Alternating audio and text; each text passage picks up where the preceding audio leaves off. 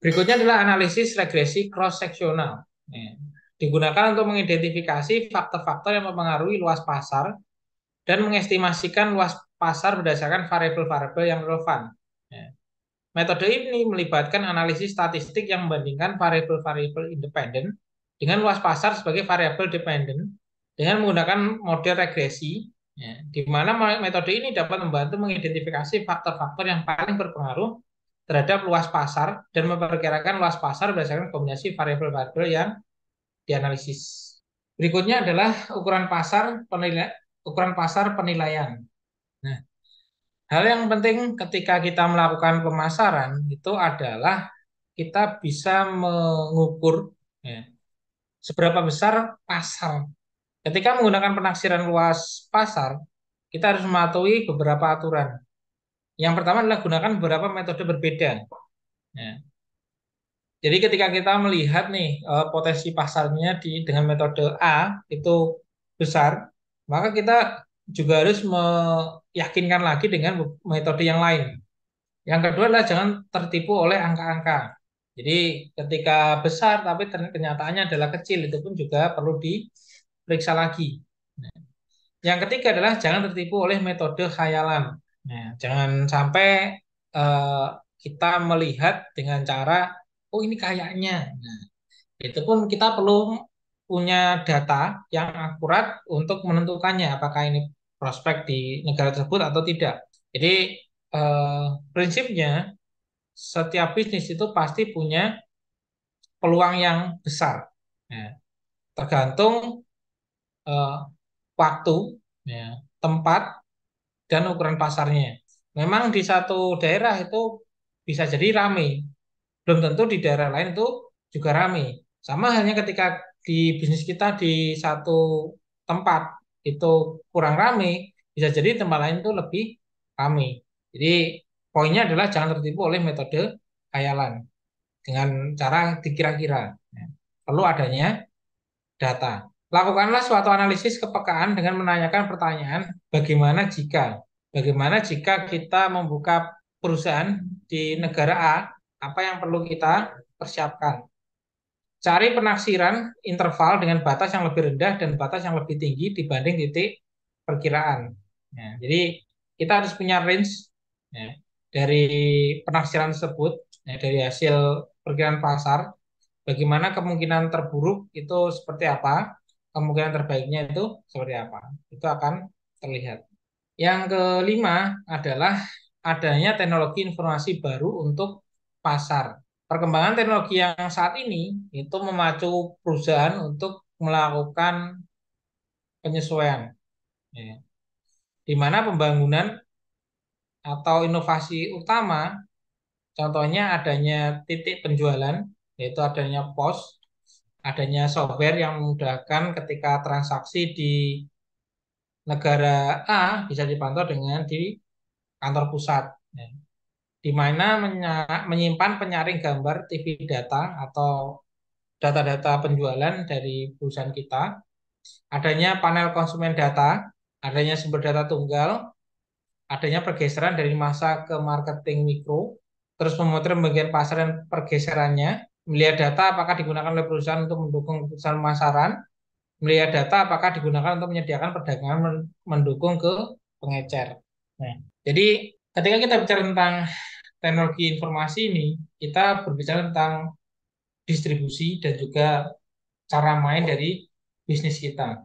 Jadi yang namanya bisnis tentunya kan dari produsen atau dari pabrik menuju ke agen, menuju ke reseller, ya, menuju ke konsumen. Apakah itu juga mendukung dari prosesnya seperti itu? Nah, apakah pedagang-pedagang kecil itu juga diberikan tempat atau diberikan keuntungan yang memadai untuk melakukan penjualan? Jadi pembaruan teknologi informasi saat ini itu memang secara tidak langsung itu juga menggeser proses pemasaran juga, di mana ketika kita membuat suatu konten iklan, kita dituntut untuk lebih kreatif dan tampil beda dengan pesaing. Dengan adanya pembaruan teknologi ini, kita dituntut dengan keterbukaan informasi kita dituntut untuk melihat ya, kira-kira apa yang disenangi oleh target market kita agar mereka lebih loyal terhadap produk kita. Yang terakhir adalah mengatur riset pemasaran global.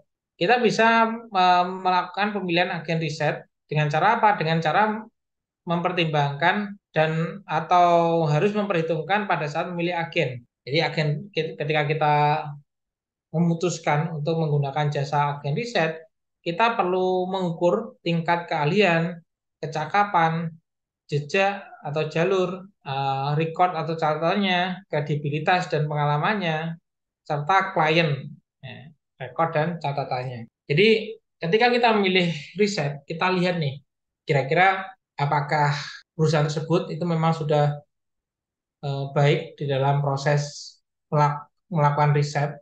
Ya. Kira-kira kliennya mana saja. Nah, itu bisa menjadi pertimbangan kita ketika kita ingin menggunakan jasa agen riset. Nah, seberapa akurat dari proses risetnya, nah, itu pun kita bisa tahu dari klien eh, yang telah menggunakan jasa agen riset tersebut. Sama halnya ketika kita pengen melakukan kerjasama dengan orang lain, kita pun perlu melihat ya, bagaimana rekam jejak mereka. Apakah mereka 5 tahun terakhir itu memang benar-benar konsisten dan sukses, atau kita bisa melihat teman-temannya. Apakah teman-temannya itu sukses semua atau kurang sukses, itu pun kita bisa melihatnya. Apakah mereka memang benar-benar orang baik atau seperti apa, itu bisa kita lihat rekam jejaknya. Berikutnya, adanya koordinasi multi-country research. Jadi di dalam melakukan atau mengatur riset pemasaran, kita tahu yang namanya emik dan juga etik. Adanya emik yaitu lawan dilema etik. Apa sih etik dan emik? Ya. Jadi cara berpikir atau sudut pandang dalam melihat fenomena sosial yang berkembang dalam ilmu etnografi. Ya. Sudut pandang ini memiliki perbedaan yang signifikan, di mana etik berbasis sudut pandang keilmuan, sedangkan emik berdasarkan sudut pandang budaya. Jadi ketika kita melihat dari dua sisi ini, itu pun terkadang adalah berlawanan, terkadang berlawanan, tapi ya kembali lagi bagaimana kebijakan dari manajemen. Pendekatan dari emik memusatkan pada keanehan dari tiap negara. Etika pendekatan menekankan tingkah laku universal atau attitudinal ciri. Di dalam riset pemasaran antar budaya, kebutuhan akan hal yang dapat dibandingkan, menyukai paradigma yang etik dengan suatu penekanan atas cross-border, persamaan, dan paralel. Beberapa pendekatan mungkin digunakan untuk menyeimbangkan permintaan yang berlawanan. Jadi ketika kita berfokus kepada etik, kita lebih ke sudut pandang keilmuan. Jadi jika hasil risetnya A, maka akan menghasilkan A. Kita juga harus berpikir bagaimana mengatasi permasalahan A. Sedangkan emik itu lebih ke bagaimana budaya yang berkembang di masyarakat. Ya, apa yang harus dilakukan oleh perusahaan untuk benar-benar mencukupi kebutuhan dari konsumen. Jadi eh, di dalam proses melakukan riset, kita perlu menitik beratkan terhadap 6 hal ini. Yang pertama, kita harus mampu untuk menggambarkan eh, riset permasalahannya. Jadi kita harus mendefinisikan masalah apa yang terjadi di bidang pemasaran global yang kita hadapi, atau yang dihadapi oleh perusahaan. Ketika kita sudah mampu untuk menggambarkan, oh ini eh, permasalahannya adalah produk kurang laku. Nah, maka kita breakdown apakah target marketnya yang sedikit, apakah produknya yang kurang bagus, apakah positioningnya yang harus diperbaiki. Jadi ada beberapa produk itu yang ketika hanya diganti dengan mereknya saja itu penjualannya berbeda. Itu pun juga ada. Ya, maka kita perlu menggambarkan riset permasalahan ini dengan jelas. Nah, jadi kita harus mampu untuk mendefinisikan permasalahannya itu seperti apa. Nah, lalu ketika kita mendefinisikan, lalu kita kembangkan desain risetnya. Nah, Ketika kita tahu nih, oh ternyata eh, positioning kita yang salah, bukan eh, umur 18 sampai 25 yang suka dengan produk kita. Ternyata usia 25 sampai 35 tahun. Maka riset apa saja yang disukai oleh usia-usia 25 sampai 35. Lalu kita susun pertanyaan-pertanyaan ya, yang bisa menjawab dari eh, riset permasalahannya. Ya. Lalu yang ketiga adalah menentukan informasi yang diperlukan. Nah, lalu kita benar-benar fokus ke satu pertanyaan atau beberapa pertanyaan yang mendefinisikan permasalahan perusahaan. Nah, lalu kita lakukan proses pengumpulan data. Kita kalau urutannya kita bisa mengumpulkan data sekunder. Kenapa? Karena itu jauh lebih murah. Terus setelah kita punya data sekunder, lalu kita susun ulang nih untuk pertanyaan-pertanyaan yang diajukan untuk calon customer. Nah, lalu kita lakukan survei kepada calon customer kita. Bisa melakukan survei menggunakan online maupun langsung atau offline. Nah, setelah kita mengumpulkan data, lalu kita analisa datanya. Kita lihat kira-kira datanya ini eh, benar atau tidak. Nah, apakah bisa diterapkan di perusahaan atau tidak.